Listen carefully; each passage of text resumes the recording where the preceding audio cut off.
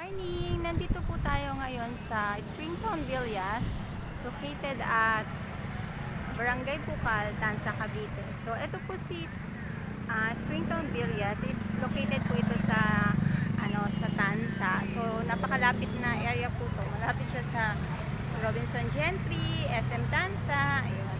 Then, ito po si si Springtown Villas. So, ang lot area po nito is 30 square meter and ang floor area is 45. So tara, pasok po tayo sa loob para makita nyo po yung pinaka-actual turnover kapag once na loan takeout na po ito dito. So ito na po siya. Sliding window na po yung pinaka bintana. Then door steel po yung pinaka pinto niya. Then door type na po siya.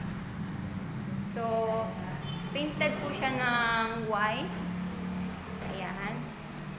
Then, ito po yung pinaka-lababo niya po. Then, ito naman po yung pinaka-CR niya. So, meron na po siyang bowl and yung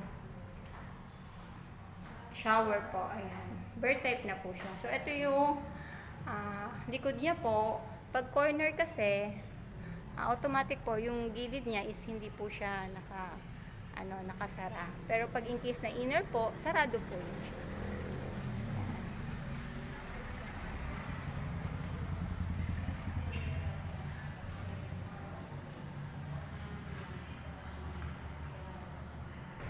Then, ito po yung turnover niya pag once na siya yung sa hagdanan po. So, ito na siya. Mayroon na po siyang pinaka metal na po siya. Then, nakasemento na po yung pinaka-step niya. Then, ito po.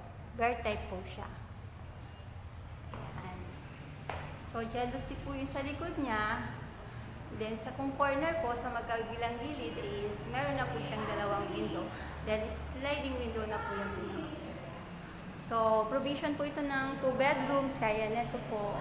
So, ang kagandahan po ni Springtown Villas is, ginagawa na po yung yung location po, yung site. So, sa ngayon po, inaayos na nila yung mga daanan, kalsada, then after po ito, mga by August, possible, gagawin na po yung mga bahay.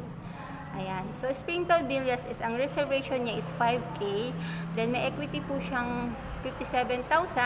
Payable naman po siya na 4 months po. So, around, nasa 14 po something yung niya, yung monthly amortization niya. Possible, ang target po netong developer is, ang turnover is this coming December po. Ayan. Ito po siya.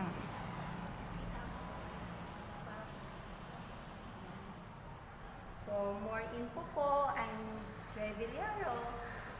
My number is 0949-757-3150 or message po ako sa aking Facebook account, Joy Villaro, for more info po about sa Springtown. Maraming salamat